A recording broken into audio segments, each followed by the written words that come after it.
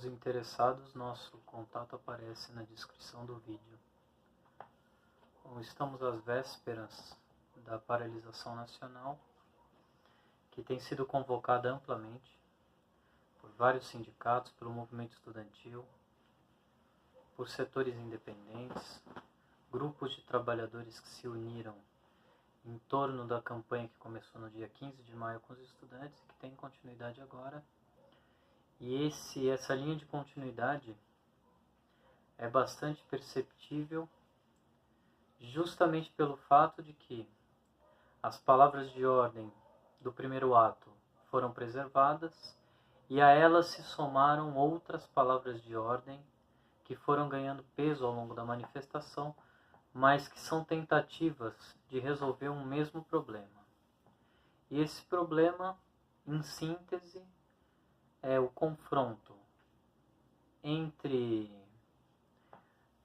as universidades, entre os estudantes de universidades, entre os estudantes secundaristas, entre os trabalhadores de uma maneira geral e o governo. Em torno de algumas palavras de ordem que foram alimentadas pelo próprio governo desde o dia 15 até aqui, o movimento veio se estruturando e aparentemente ele chega ao seu ápice. Ainda mais pelo fato de que neste domingo foram divulgadas conversas vazadas entre procuradores da Operação Lava Jato, procuradores da Operação Lava Jato e o atual ministro da Justiça e da Segurança Pública, Sérgio Moro, então juiz de primeira instância responsável por julgar o caso de suposta propina que o ex-presidente Lula teria recebido por meio de reformas num apartamento que ele e sua esposa pretendiam comprar no Guarujá. E essas revelações colocam em xeque a credibilidade das acusações, a prisão de Lula e o processo eleitoral que resultou na eleição de Jair Bolsonaro. O que impulsiona a campanha pela liberdade do Lula e a campanha contra o governo, pela derrubada do governo, pelo não reconhecimento da sua legitimidade. E também impulsiona toda a campanha que se armou em torno da política que esse governo tem implementado e tem defendido. A reforma da Previdência, que é o mote central da campanha, ela é vista por muitos como a pedra de toque, aquilo que vai garantir ao governo manter o apoio que hoje ele tem da burguesia, que tentou, inclusive, embora não pudesse esconder totalmente, relativizar a importância dos vazamentos que foram divulgados pelo site da Intercept Brasil. Bom, mas a importância é enorme. A gravidade do que foi revelado é de excepcional importância. Alguns jornais franceses, como o Le Figaro, o Le Monde, apresentaram a denúncia, quer dizer, o vazamento e a denúncia de que esse vazamento revela a parcialidade dos promotores e a parcialidade do juiz que julgou o caso do Lula como sendo um escândalo terminal do governo. Em outros lugares, também se deu grande destaque à notícia. E aqui no Brasil, os principais jornais apresentaram a questão sob um outro ângulo, tentando mostrar que o centro da discussão deve ser a privacidade versus a transparência, digamos assim, em relação aos atos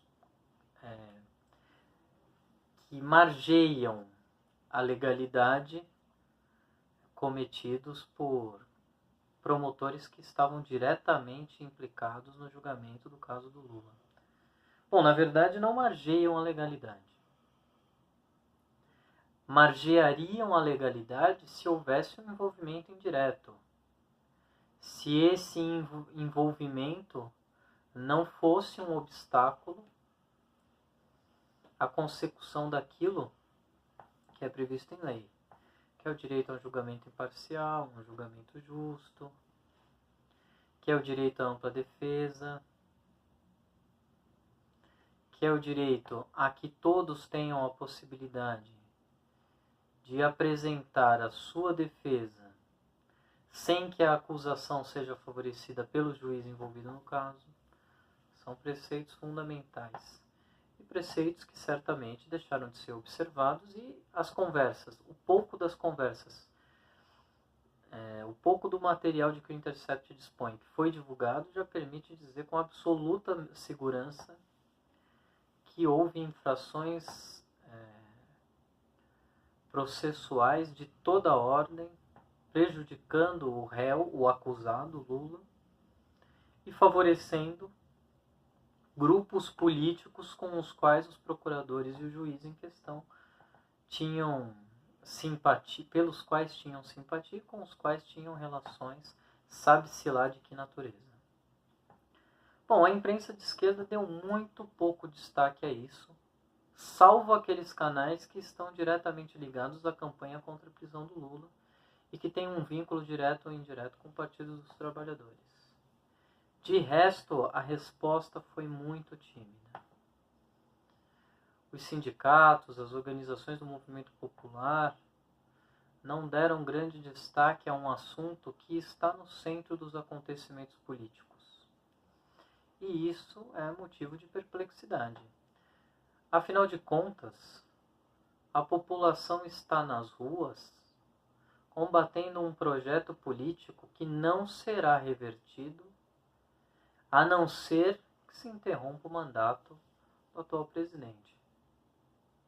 É claro, a interrupção do mandato do Bolsonaro, por si só, não resolve todos os problemas.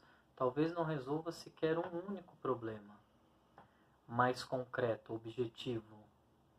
Mas ele é um ponto de partida necessário para interromper a tramitação da reforma da Previdência, para interromper o processo de privatização que, iniciado pelo Poder Executivo, tem amplo apoio no Legislativo e agora também no Judiciário. O Supremo Tribunal Federal, arrogando um direito que não lhe cabe, autorizou a venda de subsidiárias da Petrobras sem licitação, e o mesmo muito provavelmente acontecerá também caso seja aprovado o marco legal do saneamento básico. Ele autoriza a privatização de serviços de saneamento e o faz de maneira tal que o controle público se torna absolutamente impossível. Bom, muitas categorias se mobilizaram, algumas enfrentam problemas particulares, como por exemplo os bancários, que estão aí sem saber exatamente o que pode acontecer caso seja aprovado o projeto de lei número 1043, que pode tornar obrigatório, ou talvez facultativo, mas sabe-se lá que tipo de pressão se pode exercer sobre os trabalhadores bancários, aos sábados e aos domingos. Outra ameaça que também faz parte do mesmo projeto político que se combate. Suponhamos que se conseguisse, por um efeito devastador do movimento de massas do dia 14,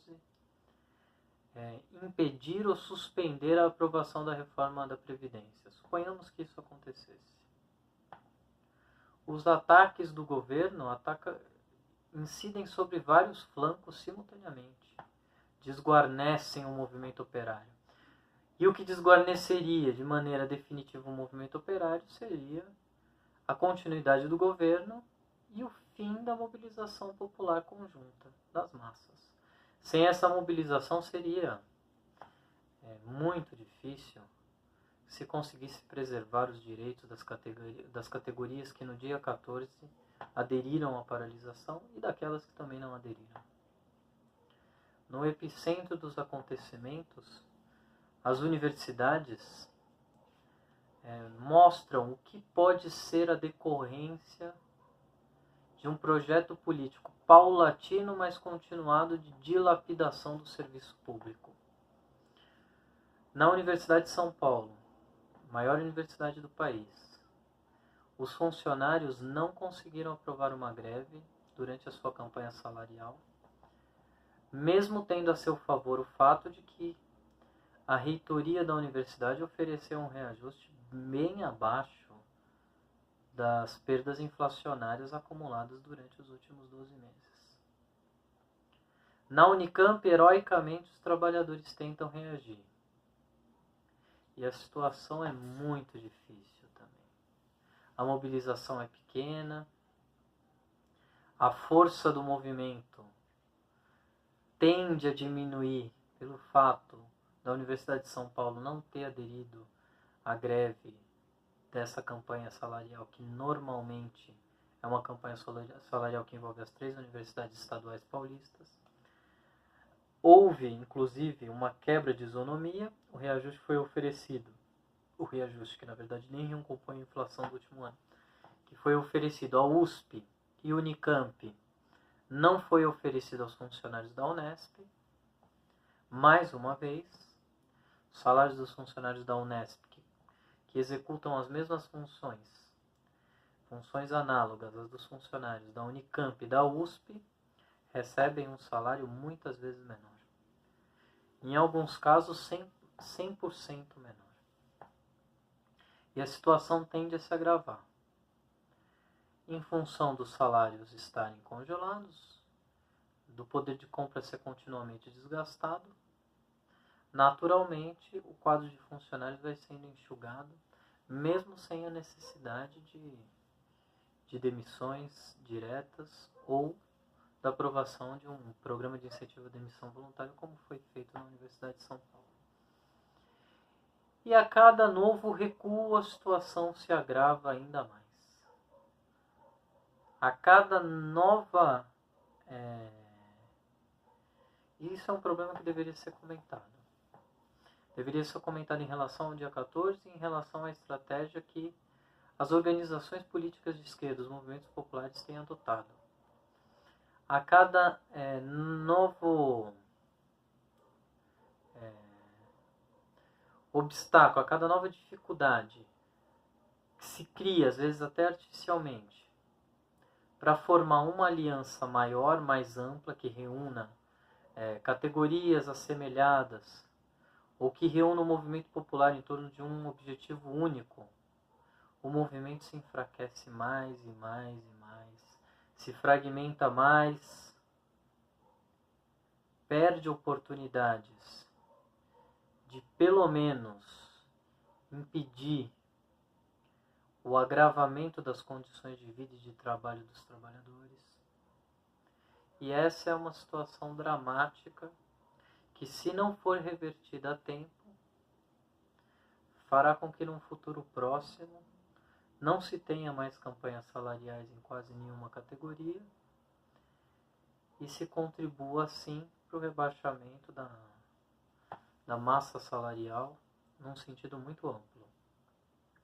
Essa é uma das preocupações que o movimento deve ter sempre que estivermos em condições de forjar uma aliança, que seja uma aliança que tenha um sentido progressivo,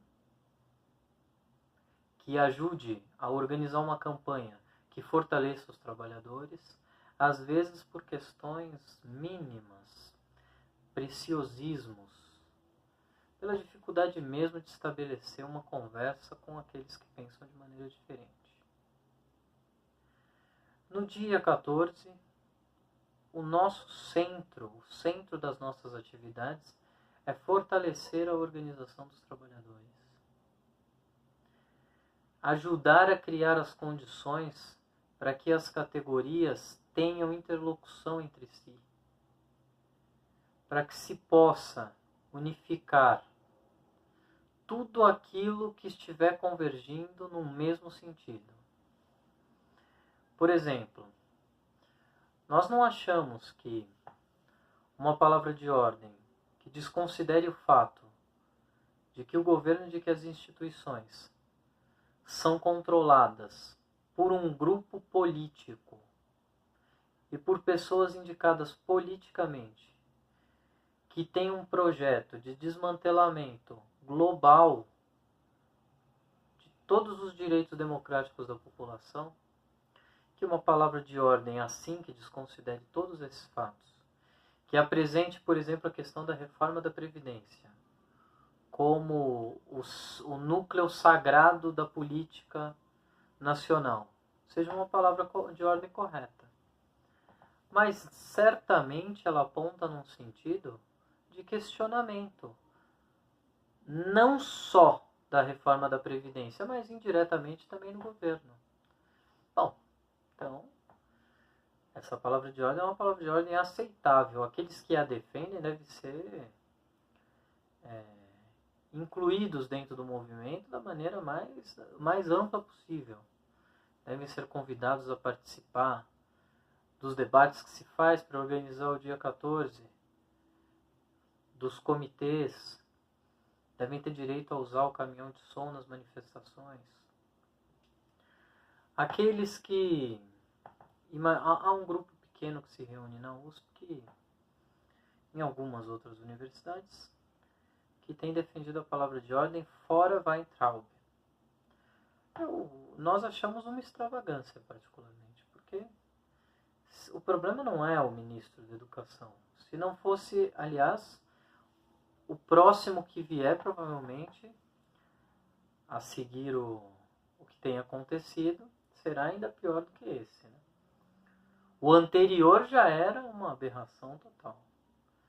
O atual é um homem totalmente despreparado. Mas quem seria o próximo? Que perspectiva abriria pedir a derrubada do ministro da Educação? Nenhuma. Mas que seja. É uma denúncia também a respeito de tudo de arbitrário e de inconsequente que o Ministério da Educação tem feito. De todas as decisões deletérias para o conjunto da educação, não só para a educação superior. Então, claro, essa reivindicação deve ser abraçada pelo movimento do dia 14. Bom, há aqueles que, colocando o problema do poder e da necessidade de os trabalhadores impedirem que se estabeleça como normal e legítimo um governo baseado na dilapidação do patrimônio nacional, vem como complemento a essa palavra de ordem o chamamento à realização de novas eleições, o que é um caminho também muito perigoso. Ainda mais perigoso quando se assiste às manifestações daqueles que poderiam ser os representantes da esquerda nesse eventual processo eleitoral. Os partidos da ala esquerda do regime estão totalmente comprometidos em preservar essa estrutura de poder alheia aos interesses da população,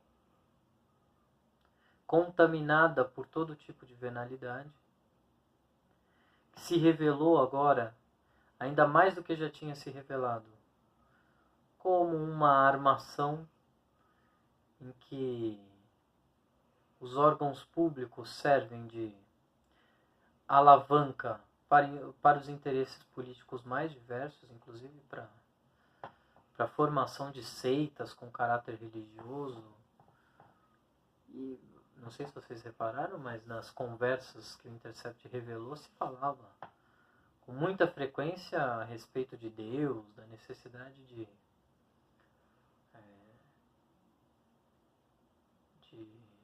estabelecer um governo que tivesse conexão direta com determinados preceitos doutrinários religiosos.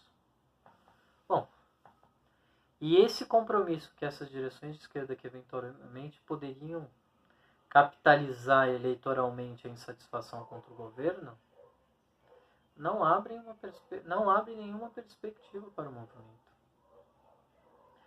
Talvez, inclusive, sirvam para estabilizar de vez o regime político sobre bases muito desfavoráveis para a população. Agora, é claro, sempre levando-se em conta o nível de consciência política daqueles que estão envolvidos nos atos, daqueles que participam das manifestações, nós temos que tentar abarcá-las em torno de um programa que seja compreensível e que tenha viabilidade prática. Agora, isso não significa subordinar o movimento, ainda mais do ponto de vista programático, a limitações que são resultado de certos preconceitos que a população conserva, mas que, honestamente, ela nem conserva num grau assim tão absoluto quanto muitos acreditam que conservam. Hoje em dia, e isso não é uma decorrência exclusiva do que aconteceu de 2013 para cá, mas certamente também em função disso, há um crescimento desse sentimento, que é o sentimento de que dentro do panorama partidário dos partidos maiores, o que se vê na verdade é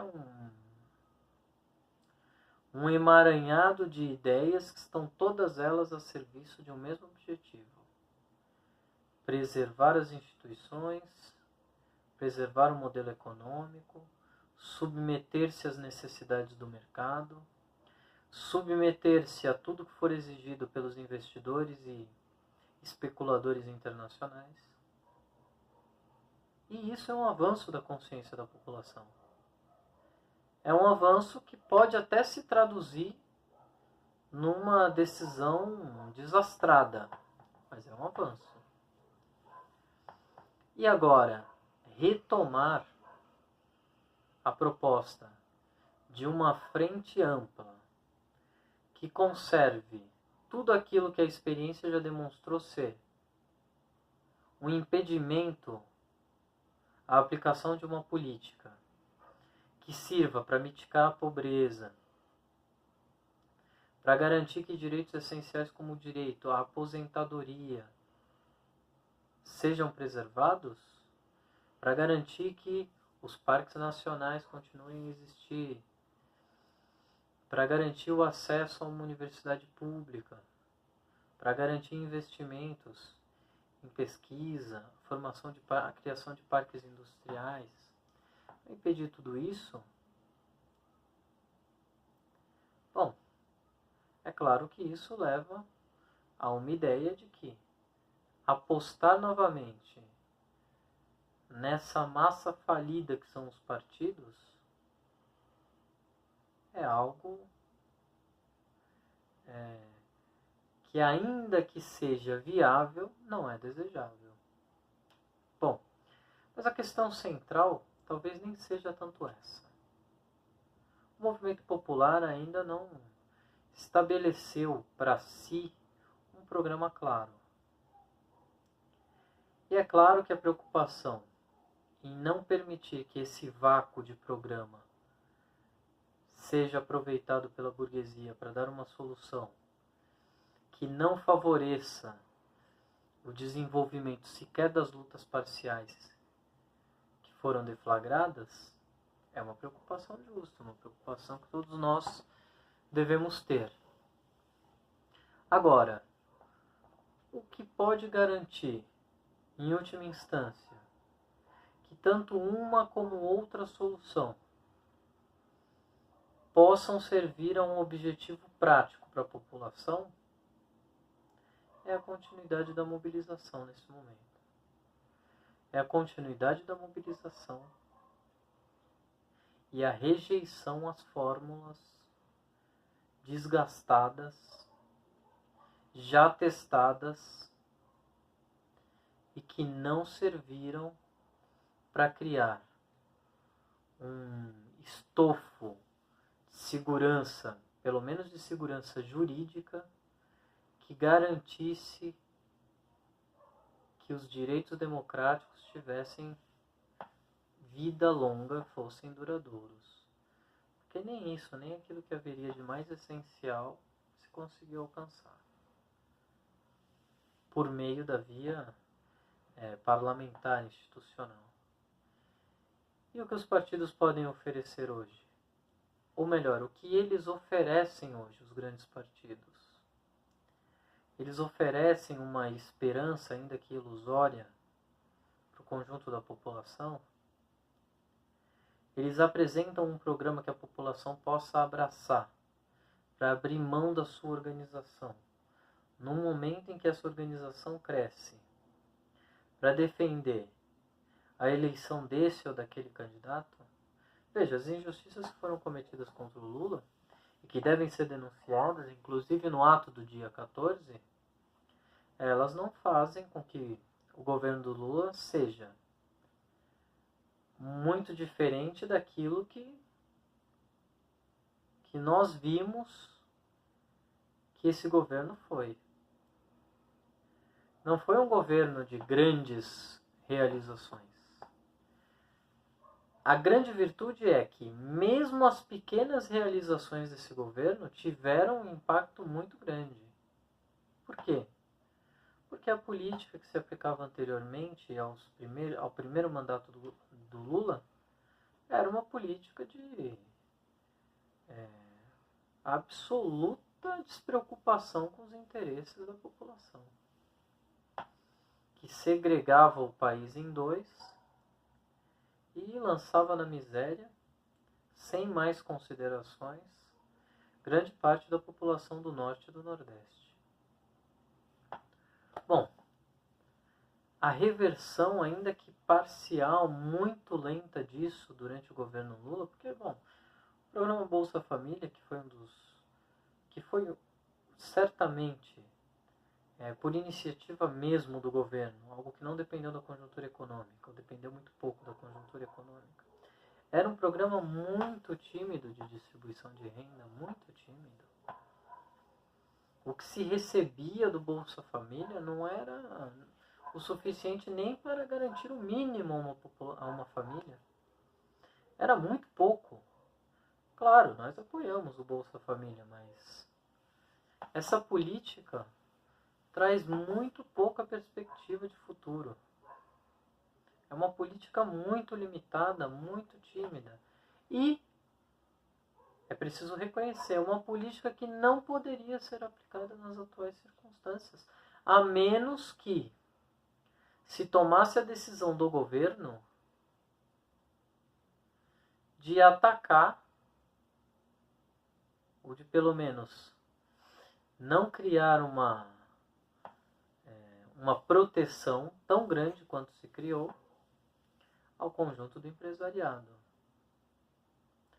E isso não parece estar no horizonte dos partidos de esquerda, que teriam chances eventualmente de eleger alguém, se não o presidente, caso fossem convocadas eleições gerais, uma certa bancada no parlamento, etc. Bom, essa é uma das situações que nos forçam a discutir o problema do que fazer depois. O que nós achamos que deveria ser agora um ponto central é, primeiro, a necessidade de derrubada do governo. Segundo, a necessidade de organização desse movimento para além de um dia nacional de paralisação. A continuidade da greve. A deflagração de uma greve nacional por tempo indeterminado, que tenha como objetivo derrubar o governo e reverter todas as políticas que foram implementadas até agora. Tenha como objetivo libertar o Lula. Essa campanha tem que se unificar e tem que permitir às bases do movimento que elas se manifestem. Por isso, é necessário criar um Comando Nacional de Greve unificado. A realização de assembleias que decidam para onde o movimento vai. Isso tudo já é muito ambicioso, mas sem isso, qualquer aspiração que se tenha será uma aspiração vazia. mesmo a aspiração de que se realizem novas eleições. Hoje, um dia depois daquela que terá sido a maior demonstração de parcialidade dos poderes constituídos, não pode deixar de servir de base para que se apresente um programa de superação dessa estrutura corrompida e estruturalmente viciada. É, na verdade, a apresentação de um programa que supere todas as contradições do regime, que garanta um mínimo de democracia para a população, que garanta que a prioridade do governo, da máquina estatal, que a prioridade, quando se for alocar recursos do orçamento público, não poderá ser outra que não os interesses da maioria da população. E a apresentação desse programa tem que ser feita agora. Não é algo que pode servir para entusiasmar os públicos dos partidos políticos em ambientes restritos e deixar de ser o programa desses partidos no momento em que as massas saem às ruas. Isso é decisivo. O programa de um partido deve ir ao encontro das massas e não ser usado como discursos que servem única e exclusivamente para inspirar os militantes de um partido que não luta por esse programa. Se é viável ou se não é viável, a viabilidade do programa, na verdade, ela é testada quando ela se confronta com a necessidade do movimento de massas. Se o movimento de massas não vê por onde caminhar e encontra um programa que lhe mostra uma possibilidade alternativa de organizar as suas reivindicações, é por esse caminho que ele vai. Ainda que se tenha que vencer vários obstáculos, que o caminho seja recheado de empecilhos, ainda assim é só por aí que se pode caminhar, não há outra alternativa. Por quê?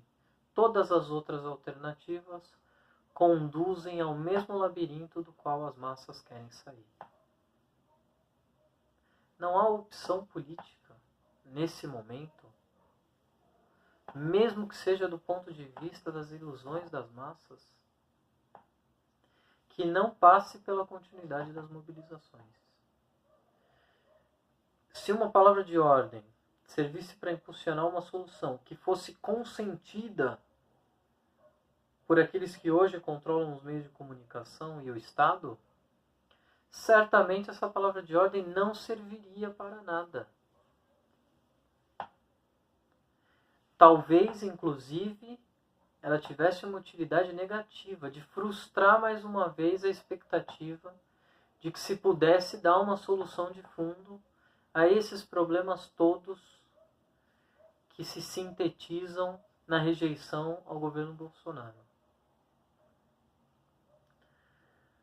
Uma divulgação consistente, que seja baseada nos diálogos que foram apresentados pelo Intercept, é fundamental para demonstrar que aquilo em que se tem esperança, ou daquilo em que um setor grande da população ainda tem esperança, não existe na prática. O Estado democrático de direito não existe. A legalidade é um instrumento usado pelos poderosos, uma arma da qual eles se valem para oprimir a maioria da população. Se hoje os efeitos das primeiras medidas tomadas pelo governo ainda não foram sentidas,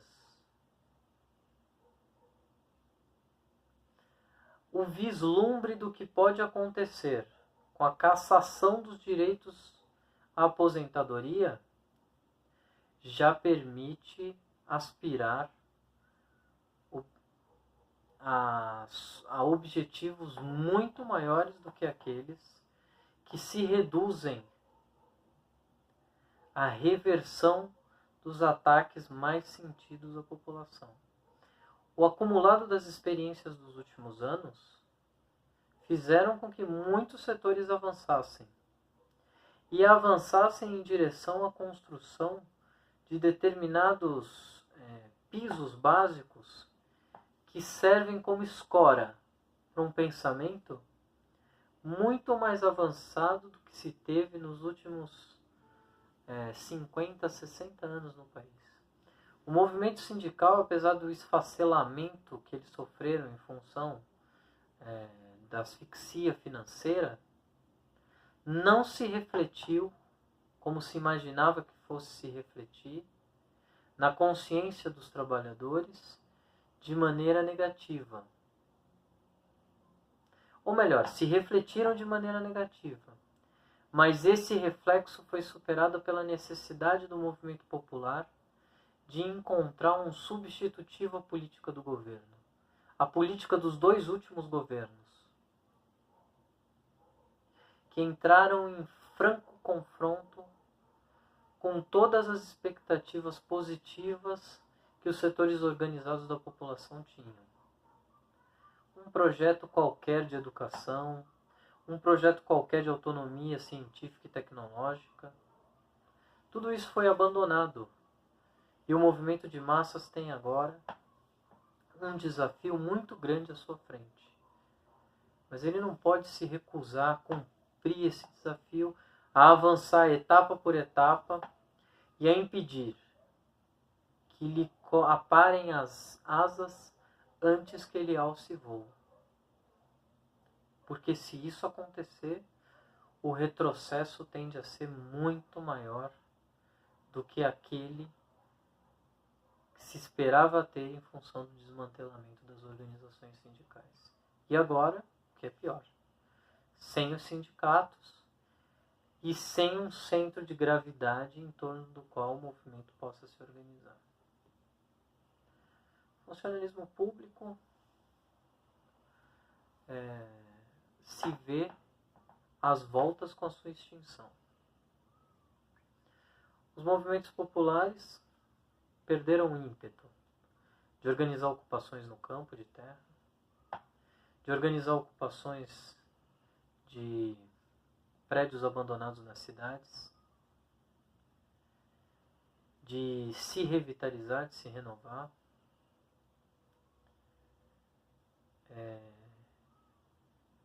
de estender os seus braços nas imensas periferias das grandes cidades. Nas ruas, a população está acuada.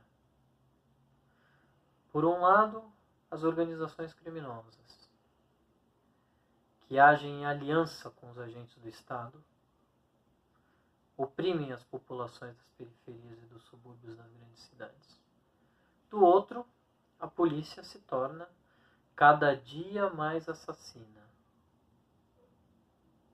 O descontrole da polícia é flagrado pelos números. Nunca se matou tanto quanto se mata hoje. Os confrontos que envolvem a polícia nunca foram tão sangrentos. Os empregos estão sumindo. Os empregos que restam fazem com que os trabalhadores trabalhem por mais tempo e recebam salários menores.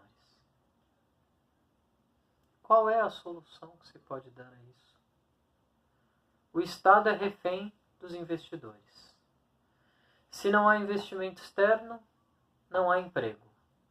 Se as condições exigidas por esses investidores para instalar suas fábricas no Brasil ou em qualquer outro país não são atendidas, as fábricas saem do país ou operam em escala reduzida.